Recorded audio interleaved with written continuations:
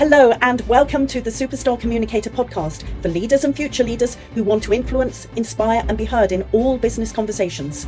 I'm Susan Heaton-Wright. Every 2 weeks I share practical insights, real stories and conversations with business leaders who understand the power of clear, purposeful communication to influence from the boardroom to the big presentation.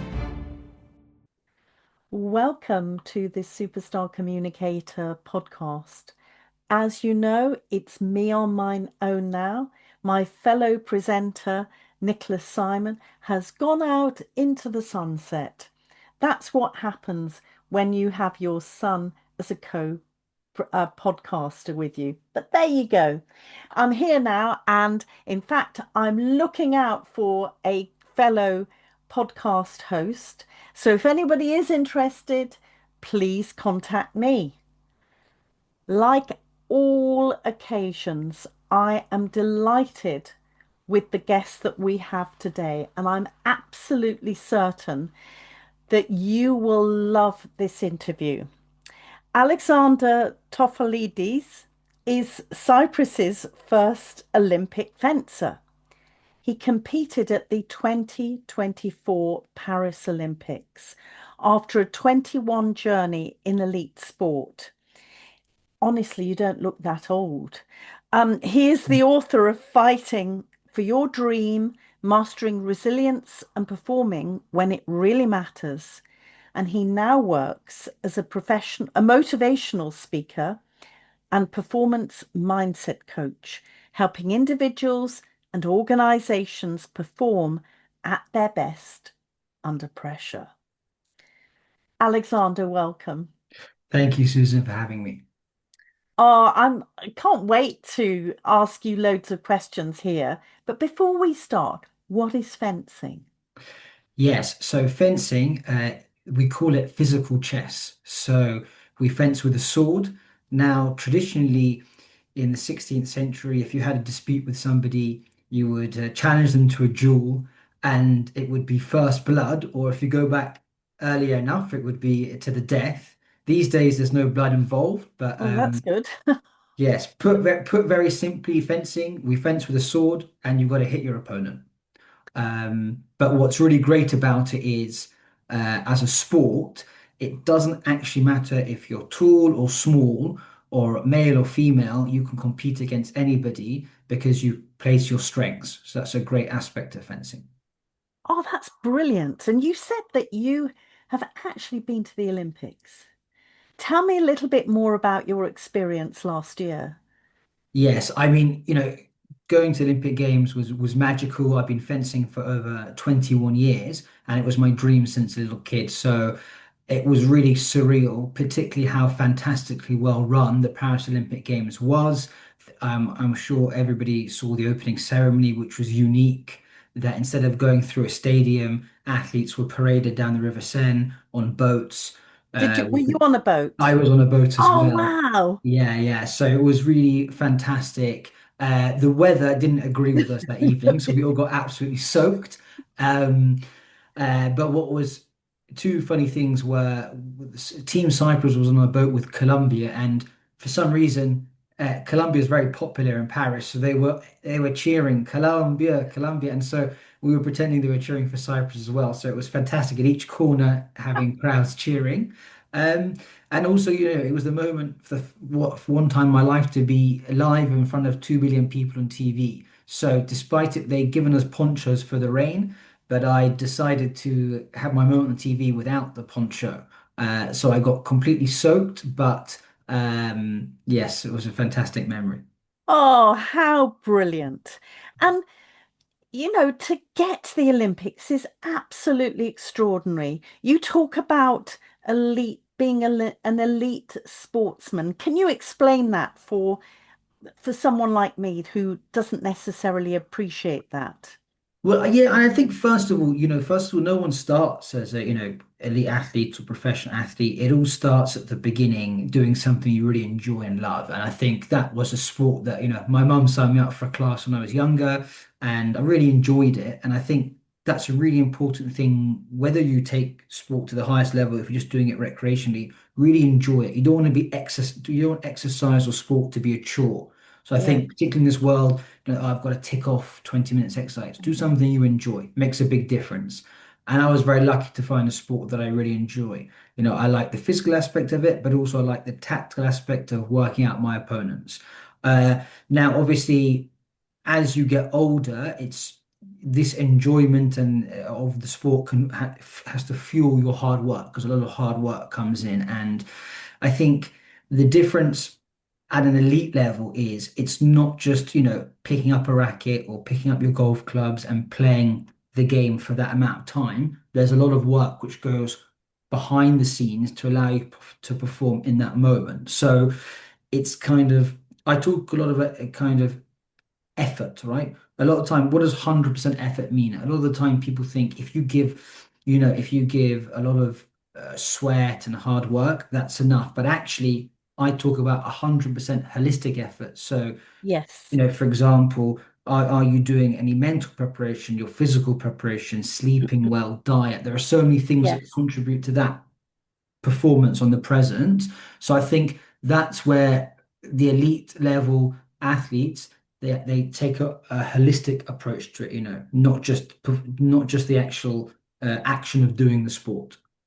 It's interesting you say that because obviously I come from an arts performance background and it's exactly the same. I was an opera singer and I always regarded myself as an athlete first and foremost because I was using my body to perform. Mm. And so diet and sleep and being physically and mentally fit were parts of my preparation and lifestyle.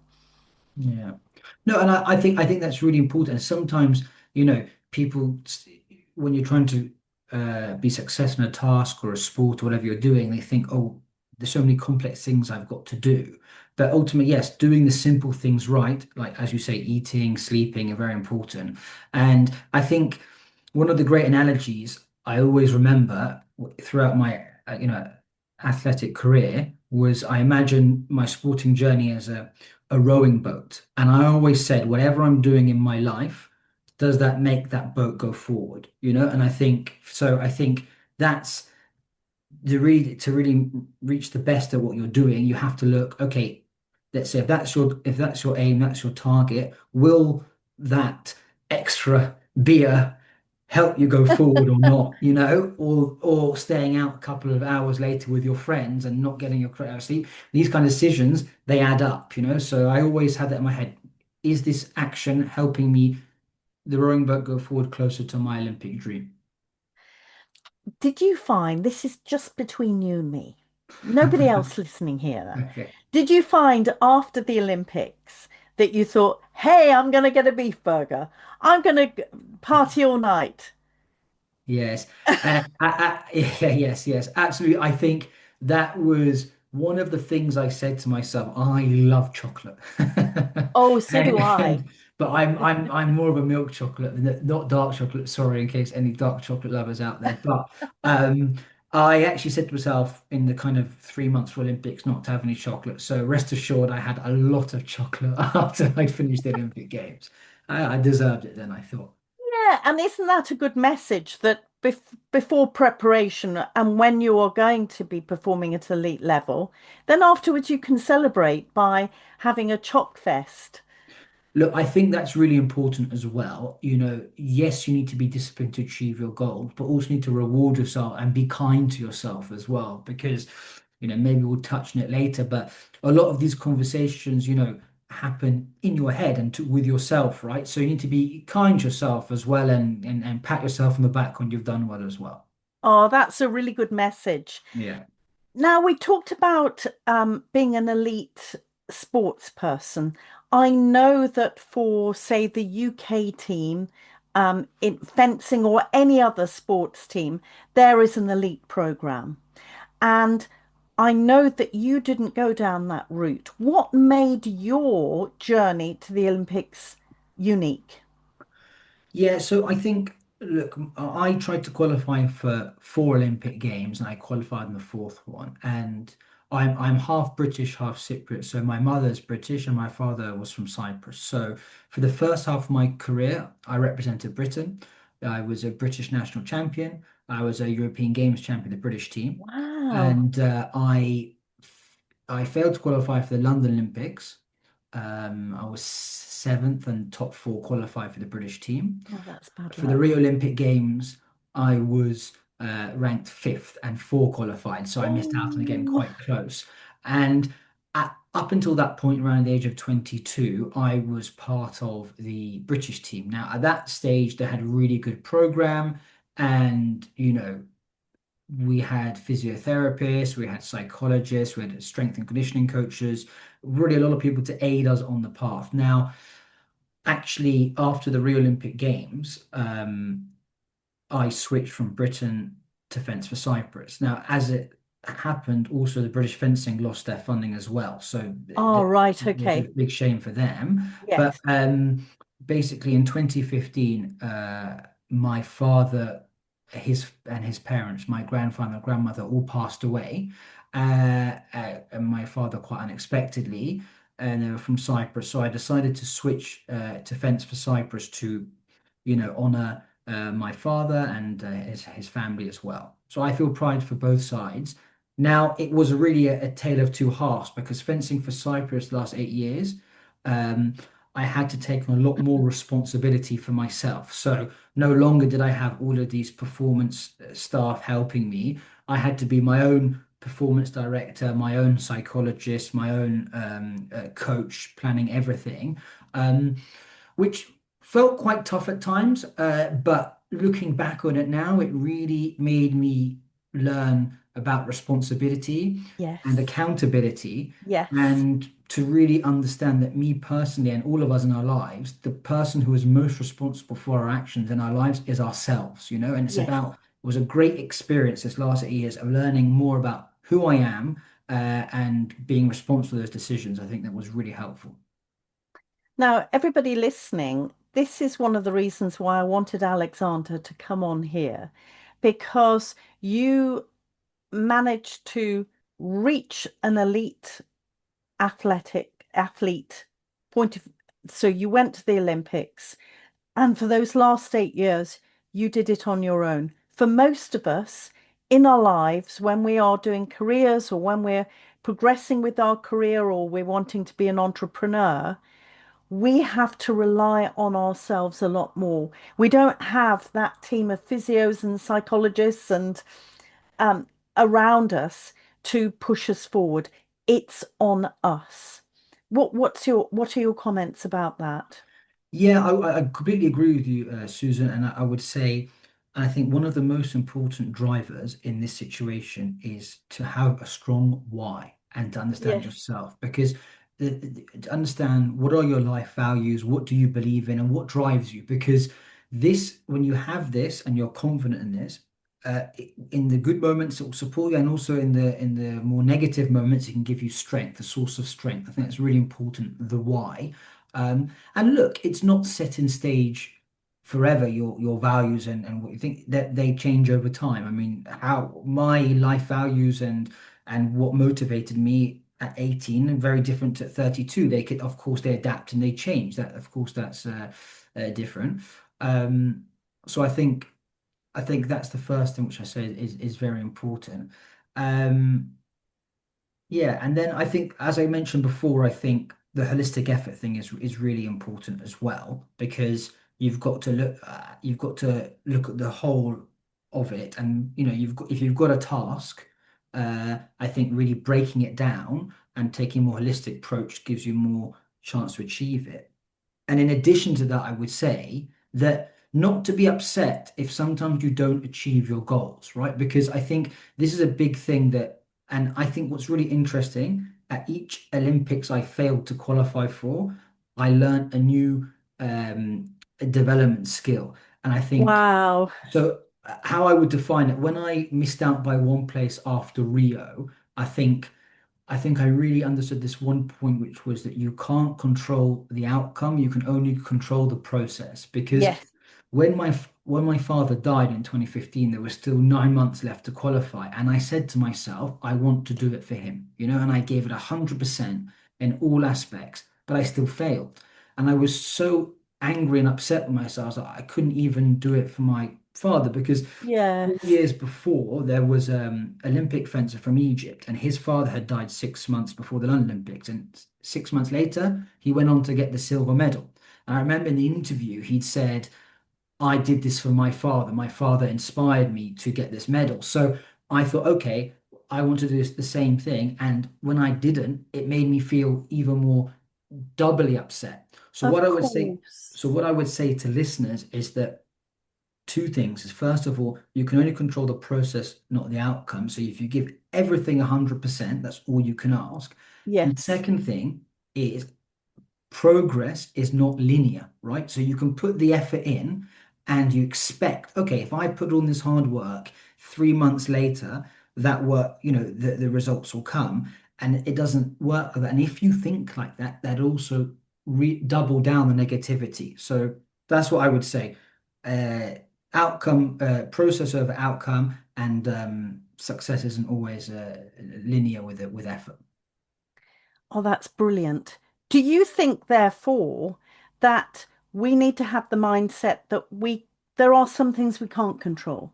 There are some outcomes that we can't control, whether it is that on the day someone was just better than you, or that you got an injury on the day, or something like that that prevented you from being successful in that situation.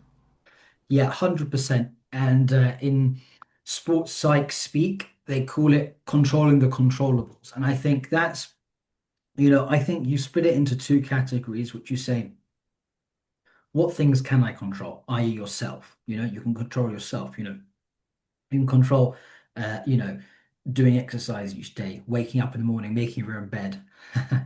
My mother's orders to me when I was younger. And, there are certain things you can control, and those things you should do because also they give you confidence. The things you can control, it gives you more confidence. You can tick off that task and it works, right?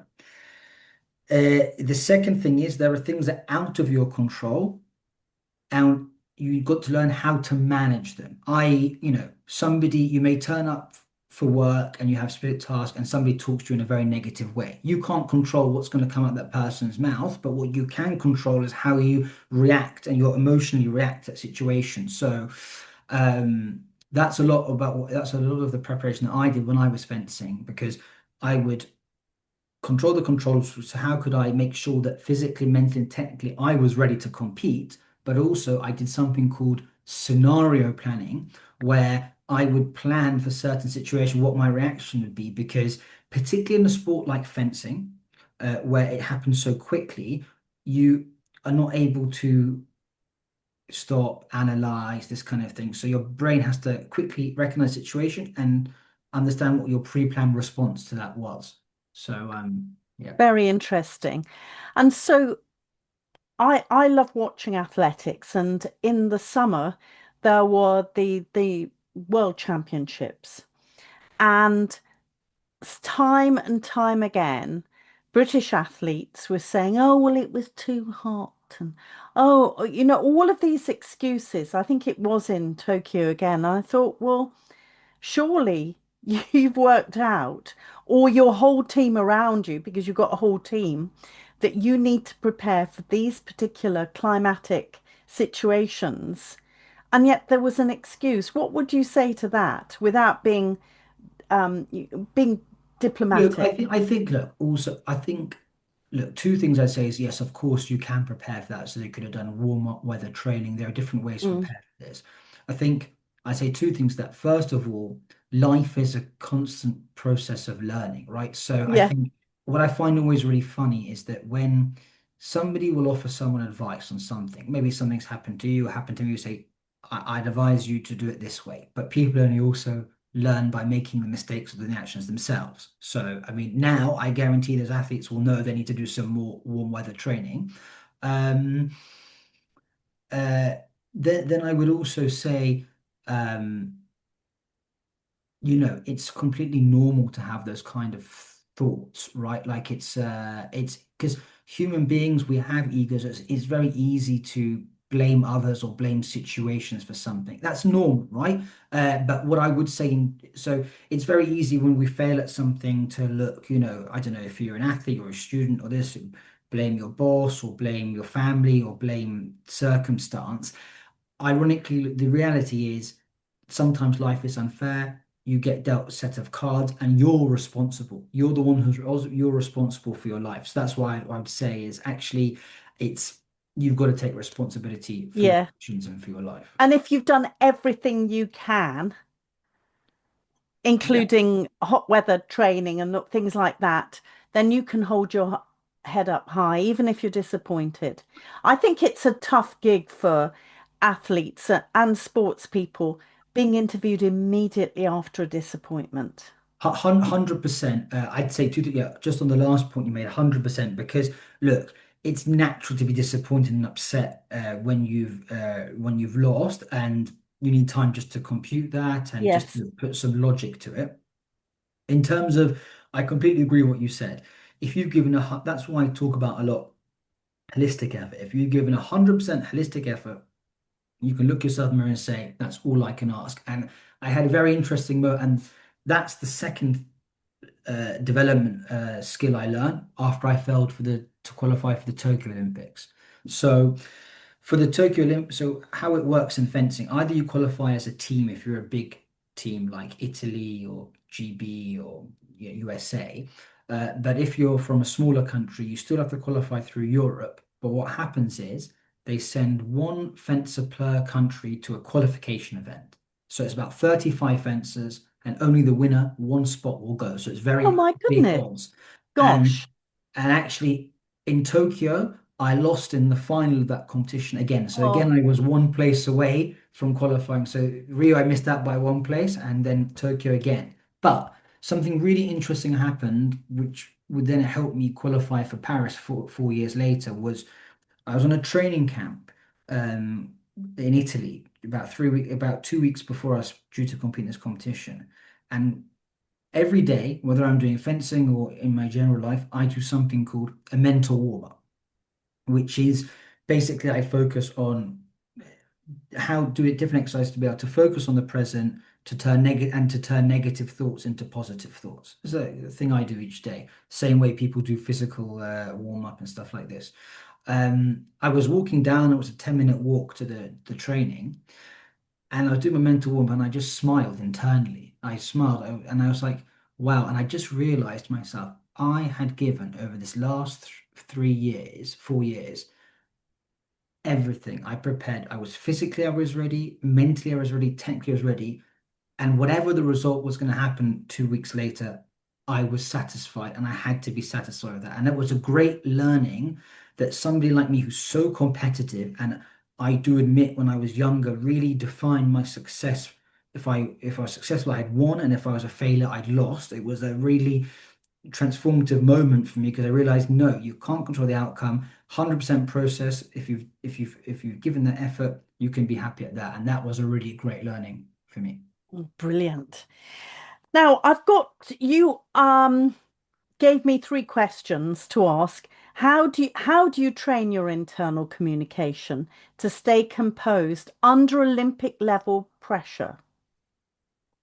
Yeah, so I kind of just touched on it a Yes, bit then. Yes, yes, which is what I would. So one of the big things that I worked on was my mental skills. That's definitely been my yes, advantage over the last 4 years. And I think when someone's doing training or doing something in a non-pressure environment, it's kind of maybe might be a bit easier to execute, right? And of course, when pressure mounts up, you could be outcome focused, different things come in your way and you're not able to execute it. So I thought mental skills are really important. And I have been doing for many years now kind of a mental warm up. And the point of this is that let's say if we go and play tennis, we go and play golf, how many people listen to this podcast, do you physically warm up before? Maybe you just turn up, play, but you physically warm up before. But how many of you actually warm up your brains, which are the ones going to execute your actions, right? So um, I find that three key elements for me that I need to be warmed up mentally to perform under pressure is the ability to focus on the present, right? That's really Yes. important because, and I do that through box breathing. So, which is I breathe my breath, I'm focusing on my breath. I do probably do 10 minutes a day. And my mind may wander, what's for dinner, what my tasks are. And the aim of the exercise is really just to focus back on that breath and to be able to focus on the present. Because the reality is, all of us in life have daydreamed before our mind wanders. And the key is that's normal, but then how to focus back on your task. If your mind is thinking of other things, you're not going to execute your task efficiently. Second thing is, all of us have negative thoughts, doubts, these kind of, it's completely normal. And again, sometimes there is a kind of emotional side of it. You may be not thinking logically. So what I always do, I wake up in the morning, any negative thoughts that I have, I kind of rationalize and put logic to them. So I kind of, and you can do that by verbalizing that. That's a very strong tool, or you can do that by writing it down. There are many different Yes. ways you can do that. And then finally is, as I said before, a bit of scenario planning. So you can kind of, now that can be done through visualization. So you can Yes. visualize it, or for people who are less visually focused, it can just be kind of talking about it, almost rehearsing what different tasks you are doing, whether that's sport, whether that's business or general life. Oh, brilliant. Sorry for the long answer. No, no, that's absolutely Yeah. fine. Now, before we go, because I'm aware that you're a very, very busy person, what are your three top tips to share with the audience? So I think the first thing, sorry for repeating myself, but in No, conclusion, no, no, no. It's good. It's good yeah, I to would hear. just to hone in on that, I'd say, look, the most important thing is you are the captain of your own ship, right? You need to take responsibility. Life will be unfair sometimes, it'll be good, it'll be bad, but you are the one who knows yourself the best. And yes, it's important to seek advice from people who are experts in things, but your responsibility for the actions that you take. And I think the sooner that you can realize that, it will really unlock a lot of things for you. Second thing I would say, definitely, as I've said before, process over outcome. You can Yes. control the process, you cannot control the outcome. Thirdly, I would say holistic effort, right? 100% effort doesn't mean just sweat, it means all the preparation behind. So if you have a task, make sure you look behind, prep all those things uh, to that task. I'll add two more. Oh, Fourth, go on. fourth is that, as I told you, yes, you need to take responsibility, but it takes a village. Surround yourself with people who build you up, who give you positivity, and are there for you that you can seek counsel on. Very important. Can be family, can be friends. It's up to you to determine the composition of that. And finally, enjoy the journey. I think that's don't forget to enjoy it because I trained to qualify for Olympic Games for 21 years and my Olympic Games journey experience was 7 days in the Olympics. So if I hadn't enjoyed the 21-year journey, uh, maybe not a good return for 7 days. Yeah, that's true. So Yes, yes. what have you got happening in the future? Are you going to try for the Olympics again in the United Yes, and so it's States? very exciting times now. So we have the Commonwealth, which is coming up next year. Oh, yes. Yes, we have European Games in 2027, and then the Olympics in LA in 2028. So I'm still in training, and I hope to qualify. For me, mental skills already really was always really important. So that's why I also want to kind of spread my message of that over the next 4 years as well. Oh, brilliant. Yeah. Now, I'm sure that there are going to be people that will want to contact you, Alex. So, how could they contact you? Because I know that you've got your book, Yes. Fighting for Your Dream, Mastering Resilience and Performing When It Really Matters. Yes. Um, I'm sure that people would like to purchase that. Where could they purchase Yeah, it? so you can purchase that on Amazon. It's available on Amazon, so directly from Amazon, Find For Your Dream. Um, please follow me on Instagram, Alex Toffolides, and also my LinkedIn, Alexander Toffolides. I'm very lucky that my name is a bit unique. There's only one of me, so if you type in Toffolides, yeah, hopefully the spelling, you can find it.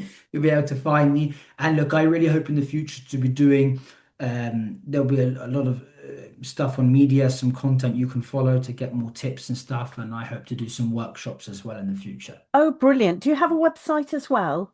Yes, my website is alextoffolides.com. Oh, it's Alex. Yes. Yeah, I've got that all written down so that that perfect. will be in the notes for Yeah, this episode. that's Is there perfect. anything else you want to add? No, that's fine. Thank you very much, Susan, for having me. It's been very enjoyable. Thank you. It's been an absolute delight. I've learnt so much. And listeners, do reach out to Alex because he's got some great things to offer. So until next time, this is Susan Heaton-Wright from Superstar Communicator Podcast. Thank you for listening. Thank you for listening to the Superstar Communicator Podcast. If you found this episode useful, follow or subscribe so you can join me every 2 weeks for more insights and conversations with business leaders who know that how you communicate shapes the impact you make. Let's keep in touch at superstarcommunicator.com. At Superstar Communicator, we help leaders and teams influence with clarity, confidence, and purpose through training, masterclasses, and practical resources that make communication work in the real world. We offer masterclasses, keynote speeches, facilitate workshops, virtual workshops, programs, and one-to-one coaching.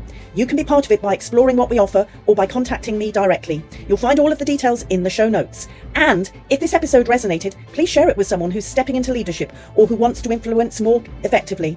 Until next time, communicate with purpose and make your impact count.